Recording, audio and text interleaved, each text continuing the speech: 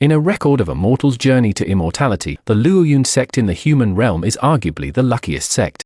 Located in the Shi Kingdom of the Tiannan region, the Luoyun sect, along with the Ancient Sword sect and the 100 Crafts Academy, is known as one of the 3 sects of Yunmeng Mountain. Unfortunately, the sect only has 2 elders at the early nascent soul stage, neither of whom excels in offensive techniques, thus ranking last among the 3 sects and receiving the most meager resources.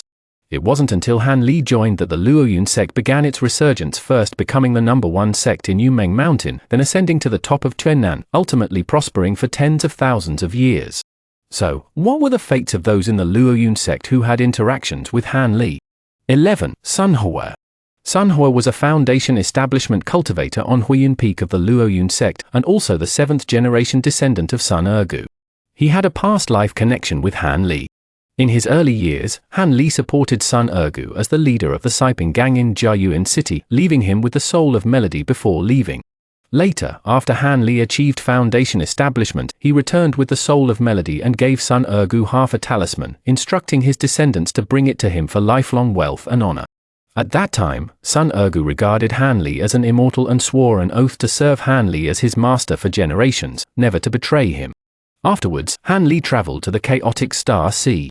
When he returned to Jiayuan City, he was already a nascent soul cultivator, but the Siping gang had long since vanished, and Sun Ergu's lineage had disappeared without a trace. Until the Chenchina City Trade Fair, Han Li inadvertently saw a Luoyun sect disciple being harassed by a shopkeeper, holding that half-talisman in his hand. This person was Sun Hua. Sun Hua, a rogue cultivator, had joined the Luoyun sect and successfully achieved foundation establishment. Out of consideration for their past relationship, Han Li gave him 2 choices: 1. Accept some pills and magical artifacts, and they would be even; 2. Continue to acknowledge him as his master and serve him, in which case Han Li would guide his cultivation and help him form his core. Han Li didn't ask for an immediate answer, telling him to consider it at his leisure after returning to the Luoyun sect. Unfortunately, Sun Hua was never mentioned again in the subsequent story. When would Han Li have time to guide a junior? The anime, however, provided an explanation. Han Li told him to ask Liu Yu if he had any questions about cultivation and gifted him a sword, thus accepting the first path. With Sun Hua's aptitude, forming his core was a realistic possibility. His final destiny was likely to pass away peacefully within the flourishing Luoyun sect. 10. Wei Yiming. Wei Yiming was the sect leader of the Luoyun sect, a late-stage foundation establishment cultivator. He had an ordinary appearance but possessed an air of authority that commanded respect. In the mortal realm's cultivation sects, the sect leader's cultivation level was often not high. They mainly relied on the elders. Wei Yiming's duty was to recruit new disciples. When Han Li joined the Luoyun sect as a qi refining cultivator, it was he who assigned these disciples to the 6 peaks. Afterwards, Wei Yiming rarely appeared, and sect affairs were handled by Lu Luo and Liu Yu. His fate is not hard to predict. The lifespan of a foundation establishment cultivator is only 200 years, so he likely passed away peacefully. 9. Liu Yu. Liu Yu was originally a core formation cultivator from the demonic spirit control sect, and Han Li's first disciple. When the spirit control sect tracked down the wood spirit infant, Liu Yu was captured by Han Li. Han Li was attracted by the 6-winged frost centipede in her possession and the spirit control sect's insect repelling technique, so he granted her request to become his disciple, accepting her as a nominal disciple. After Han Li became a late-stage nascent soul cultivator, he formally accepted Liu Yu as his disciple. At that time, he was already the Grand Elder of the Luoyun sect, so he entrusted Liu Yu with the sect's affairs, assisting Lu Luo, and bestowed upon her several secret techniques and magical treasures, making her virtually unrivaled among her peers. In fact, with the prestigious title of #1 cultivator in Tiannan, who dared to offend Liu Yu? Even nascent soul cultivators treated her with deference. Lu Luo and Seong Yu treated her with exceptional courtesy. Unfortunately, burdened by power, Liu Yu gradually found it difficult to concentrate on cultivation. After failing to break through to the nascent soul stage, she completely abandoned cultivation, focusing on assisting Lu Luo in managing the Luoyun sect. Her contributions to the Luoyun sect's rapid expansion were indispensable. When Han Li accepted Liu Yu as his disciple, she was already at the core formation stage, over 100 years old. By the time Han Li reached the late nascent soul stage, several hundred years had passed. The lifespan of a core formation cultivator is only 400 or 500 years. Her fate was most likely to be the same, passing away peacefully. 8. Mu Peiling. Mu Peiling was a cultivator from Chengquan Peak and Han Li's only concubine. When Han Li joined the Luoyun Sect as a Qi refining disciple, Mu Peiling was already in the mid-foundation establishment stage, making her his senior aunt. After Han Li condensed his nascent soul and became an elder, Mu Peiling, pressured by her family into marriage, sought his help and reluctantly became his nominal concubine. Although Han Li was not interested in women, he was not stingy with elixirs. Mu Peiling had a firm Dao heart and successfully entered the core formation stage, reaching its peak. However, she perished during her attempt to break through to the nascent soul stage due to insufficient lifespan and the backlash of her inner demons. It's ironic Han Li took her as a concubine originally to help him cultivate the phoenix cultivation technique, preparing for a future breakthrough.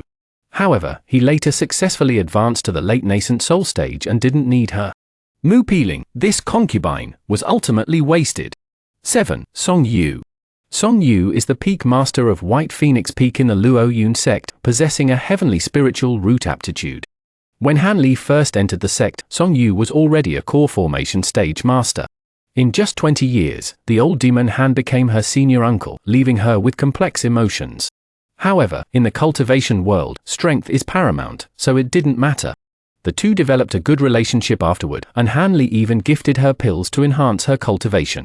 100 years after Han Li reached the late nascent soul stage, Seong Yu successfully condensed her nascent soul, becoming the fourth nascent soul cultivator in the Luoyun Sect. After that, there was no further news of her. With her heavenly spiritual root aptitude, her chances of reaching the late nascent soul stage were quite high. 6. Shu Jen. Shu Jen is Han Li's third disciple, actually taken in on behalf of the Great Evolution Divine Lord. The Great Evolution Divine Lord's Great Evolution technique requires someone with naturally strong divine sense, making successors extremely difficult to find. Han Li, through Seong Yu's extensive search, finally found Shu Jen not only possessing powerful divine sense but also being honest and steady, which greatly pleased Han Li. At that time, Han Li was already the #1 cultivator in Tiannan, and Shu Jen, in his Qi refining stage, was naturally overjoyed to become his disciple, receiving the Great Evolution True Technique and Puppet Technique. Over several centuries, under Han Li's tutelage, Shu Jen successfully condensed his nascent soul. Han Li then bestowed upon him several powerful treasures, sending him to the far west to inherit the position of leader of the Thousand Bamboo Sect and continue the lineage of the Great Evolution Divine Lord.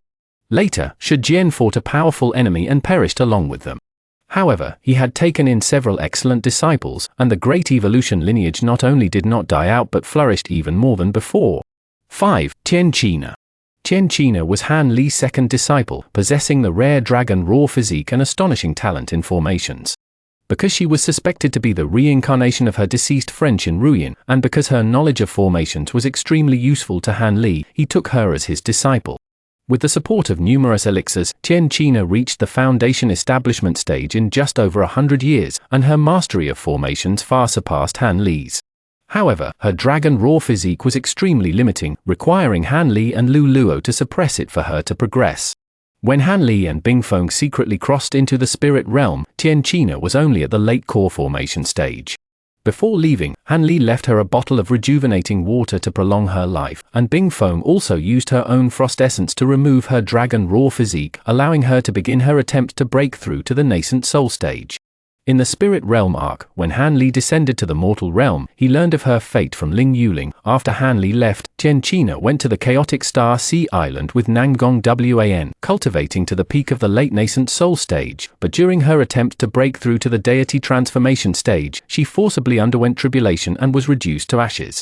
4. Nangong Wan. Nangong Wan was originally a cultivator from the Hidden Moon Sect and Han Li's official Daoist partner.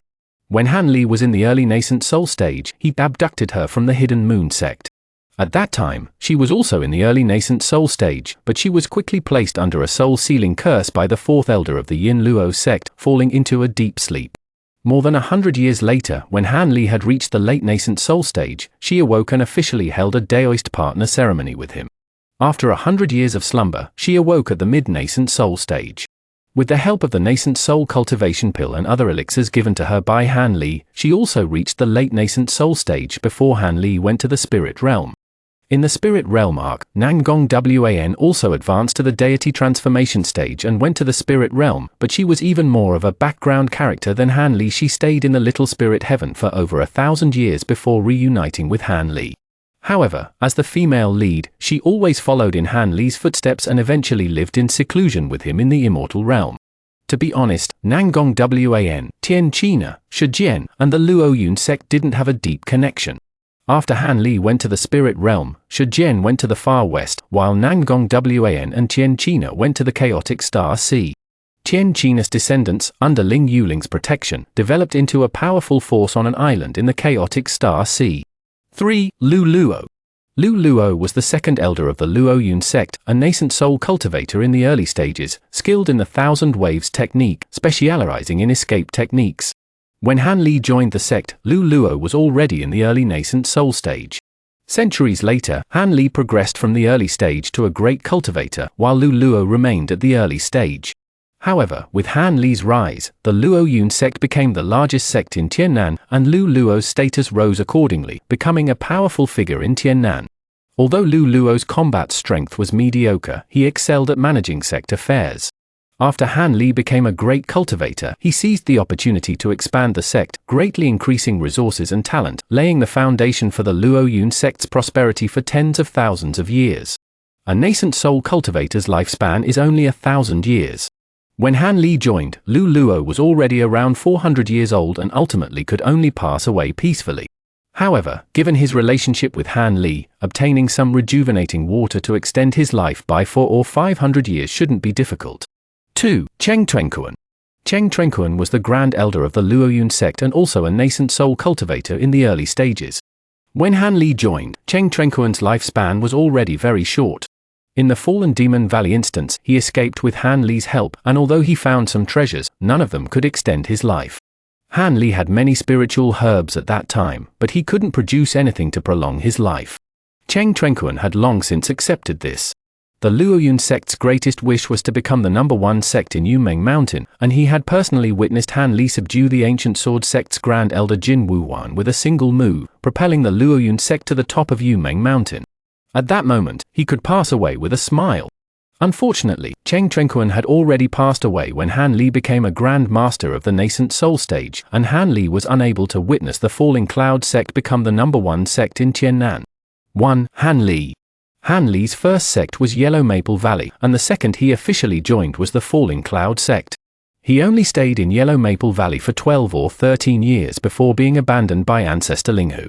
He then traveled far to the chaotic star sea, only returning to the Falling Cloud Sect when he was attempting to break through to the nascent soul stage.